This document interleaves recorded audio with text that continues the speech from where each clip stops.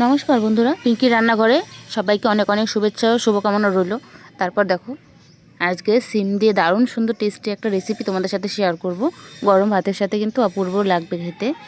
দেখো, আমাদের গাছে মানে রান্নাঘরের চালটার মধ্যে উঠিয়ে দেওয়া হয়েছে সিমের গাছ, আর সেখানে এত সুন্দর সিম ধরেছে বলার মতন না।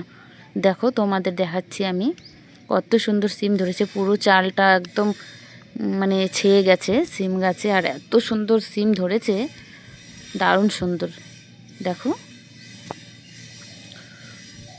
তারপর দেখো তুলে তুলে থালের মধ্যে রেখে নিচ্ছি। তারপর দেখো, সিমের দুই দিকটা কিন্তু কেটে নিতে হবে। দুই দিকটা কেটে দেখো এভাবে করে ছাড়িয়ে নিতে হবে। প্রত্যেকটা সিম আমি এভাবে করে করে নিচ্ছি।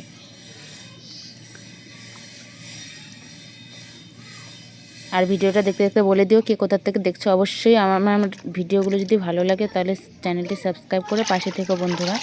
তারপরে ভালো করে পরিষ্কার জল দিয়ে সিমগুলোকে ধুয়ে নিতে হবে। তারপর কড়াই বসিয়ে দিলাম। কড়াইয়ের মধ্যে দেখো একটু জল দিয়ে সিমটা দিয়ে দিলাম, আর একটু লবণ দিয়ে দিও। লবণ দিলেও হবে, না দিলেও হবে, কারণ পরে তো লবণ দিতে হবে। তখন 5 মিনিট মতন মানে জাল করে নিতে হবে একটা থাল চাপা দিয়ে। তারপর দেখো 5 মিনিট পর কিন্তু চলে এলাম, আর সিমগুলো কিন্তু খুব সুন্দরভাবে নরম হয়ে গেছে। দেখো একদম আঙুলে ঢুকে যাচ্ছে। তারপর দেখো এখানে রসুন, কালো জিরে, শুকনো লঙ্কা আর কাঁচা লঙ্কা ভেজে নিচ্ছি। নাড়াচাড়া করে ভেজে নিতে হবে, ভালো করে ভেজে নিয়ে মানে শুকনো খোলাতেই ভাজতে হবে। ভেজে তারপরে দেখো এখানে নামিয়ে নিয়ে তারপরে বেটে নিচ্ছি পাটায়। তারপরে দেখো সিমটা বেটে নিচ্ছি।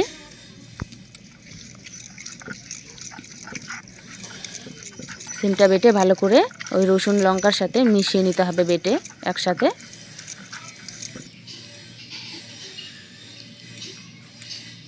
তারপর দেখো আমার কিন্তু বাটাটা হয়ে গেল। তারপর কড়াই বসিয়ে দিলাম, কালো জিরে ফোড়ন দিয়েছি, পেঁয়াজ কুচি দিয়েছি, শুকনো লঙ্কা দিয়েছি।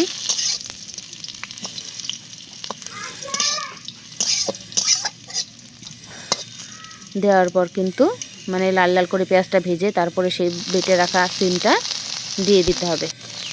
দিয়ে পরিমাণ মতো হলুদ লবণ দিয়ে নাড়াচাড়া করলেই কিন্তু 5 মিনিটের মতন, তাহলেই কিন্তু আমাদের সিম ভর্তাটা রেডি একদম। আর গরম ভাতের সাথে কিন্তু অপূর্ব খেতে লাগে, আর একটা এত সুন্দর সেন্ট হয়, খুব সুন্দর, খুব ভালো লাগে। অবশ্যই তোমরা বাড়িতে ট্রাই করো। আর ভালো লাগলে চ্যানেলটি সাবস্ক্রাইব করে পাশে থেকো, নতুন নতুন রান্নার ভিডিও দেব। অবশ্যই ভালো লাগলে পাশে থেকো বন্ধুরা। আর আজকের মতো এই পর্যন্তই থাকছে। দেখা হবে নতুন একটি রান্নার সাথে। তো টাটা, সবাই ভালো থেকো, সুস্থ থেকো।